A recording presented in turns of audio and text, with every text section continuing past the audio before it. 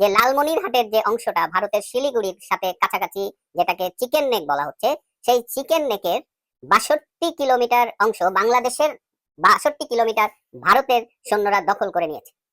এটি এই মুহূর্তে আমি যখন কথা বলছি তখন এটা ৬২ কিলোমিটার, এটা গতকাল ছিল ৫২ কিলোমিটার। তার মানে ভারতীয় সৈন্যরা আস্তে আস্তে অগ্রসর হচ্ছে এবং যে জায়গাটা দখল করে ফেলেছে সেই জায়গায় বিজিবির যে উপস্থিতি ছিল, বিজিবি সবাই সেখান থেকে উইথড্রন হয়ে গেছে। কিলোমিটার সীমান্ত ভারতীয় সীমান্তরক্ষী বাহিনী বিএসএফ দখল করে নিয়েছে। এই যে খবরটি, এই খবরটি সত্যি না গুজব তা জানার জন্য আমরা সীমান্তে চলে এসেছি। আমরা এই মুহূর্তে অবস্থান করছি লালমনিরহাটের হাতীবান্ধা উপজেলার সিঙ্গিমারি ইউনিয়নের মধ্য সিঙ্গিমারি সীমান্তে।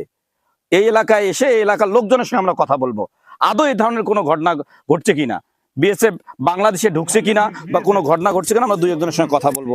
আপনার বাড়ি সীমান্ত থেকে কত দূরে বা কিরকম বলেন?